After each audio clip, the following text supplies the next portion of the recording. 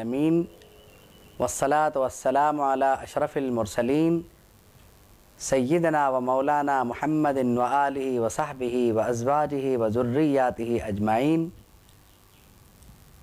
قال النبی صلی اللہ علیہ وسلم لا یؤمن احدکم حتی یحب لأخیہ ما یحب لنفسہ. صدق رسول اللہ صلی اللہ علیہ وسلم. رسول اللہ صلی اللہ تعالیٰ علیہ وسلم کا ارشاد گرامی ہے، تم میں سے کوئی اس وقت تک مومن نہیں ہو سکتا جب تک وہ اپنے بھائی کے لیے وہی کچھ پسند نہ کرے جو اپنے لیے پسند کرے. یہ حدیث شریف اگرچہ بہت مختصر ہے لیکن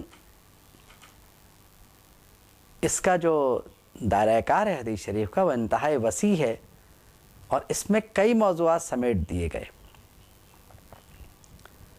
دیکھیے، پہلی حدیث شریف جو اس سے پہلے گزری اس میں فرمایا گیا تھا کہ تم میں سے کوئی اس وقت تک مومن نہیں ہو سکتا جب تک وہ مجھے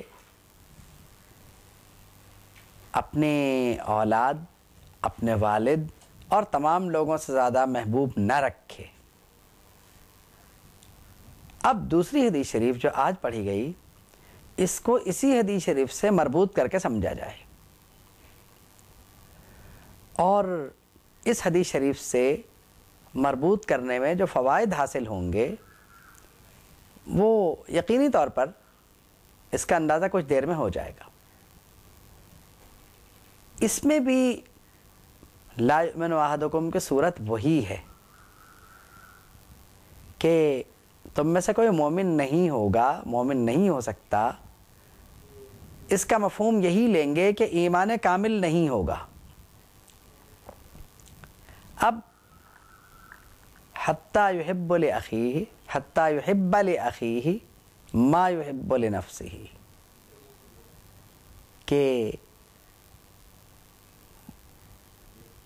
تم میں سے کوئی اس وقت تک مومن نہیں ہو سکتا جب تک وہ اپنے بھائی کے لیے وہی کچھ پسند نہ کرے جو اپنے لیے کرتا ہو. اس حدیث شریف کی وضاحت میں بہت کچھ کہا جا سکتا ہے. ہم جو کہ اس وقت دنیا جہان کے قانون رکھتے ہیں اور تمام قوانین ہمارے سامنے ہیں، سب کا مطالعہ کر رہے ہیں ہم. انسان اس وقت امن کی تلاش میں ہے.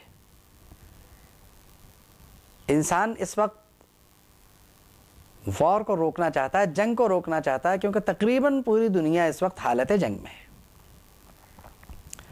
مختلف قسم کی ٹرمینالوجیز ہم سارے دن میں سنتے رہتے ہیں اور پتہ نہیں کون کون سی اصطلاحات آتی رہتی ہیں دن بھر. جہاں آپ نے اخبار اٹھایا کوئی نہ کوئی اصطلاح آپ کے استقبال کو تیار. جہاں لیکن یہ دنیا کی ترقی نہیں ہے. نئی نئی ٹرمینالوجیز کے آ جانے کا مطلب یہ ہرگز نہیں ہے کہ دنیا کے علم میں اضافہ ہو گیا اس لیے یہ روزانہ آ رہی ہیں، بلکہ اس کا مطلب یہ لیں گے کہ آپ اپنے مسائل کا حل ڈھونڈنے میں پریشان ہیں.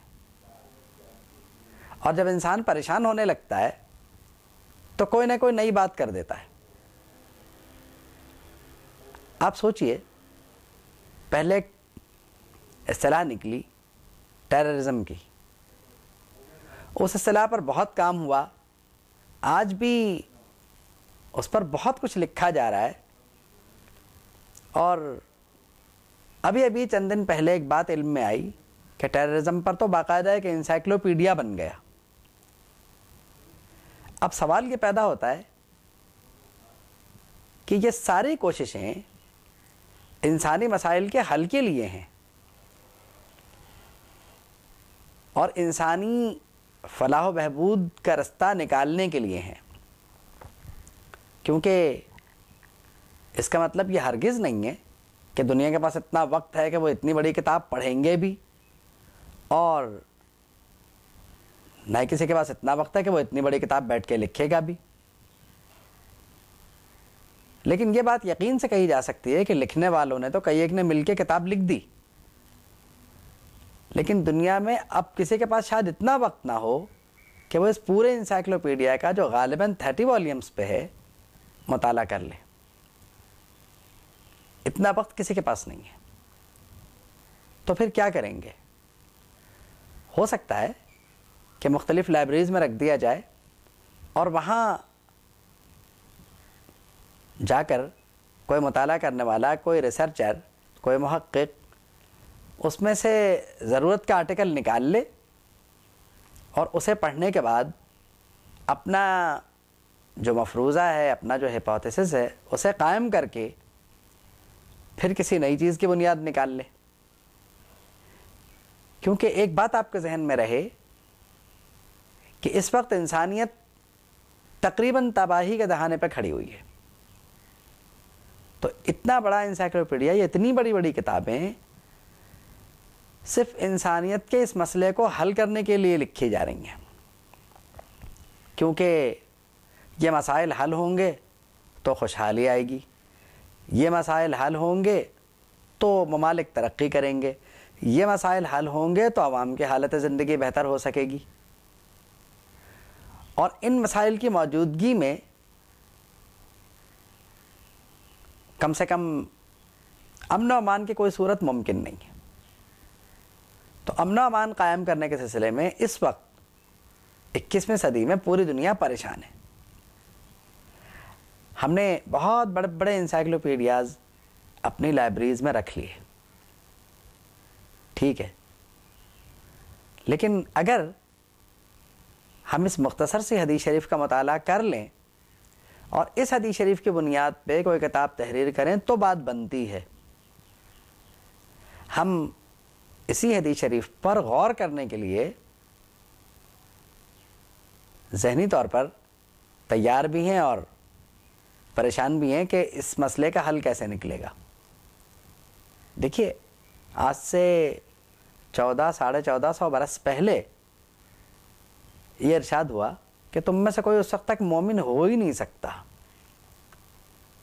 ایک تشریح تو یہ ہو سکتی ہے کہ مسلمان کا شیوا یہ ہے ہی نہیں کہ وہ کسی مسلمان کو تکلیف دے، بلکہ مسلمان کا یہ شیوا ہے ہی نہیں کہ وہ خواہ مخواہ غیر ضروری طور پر غیر مسلموں کو بھی پریشان کرے۔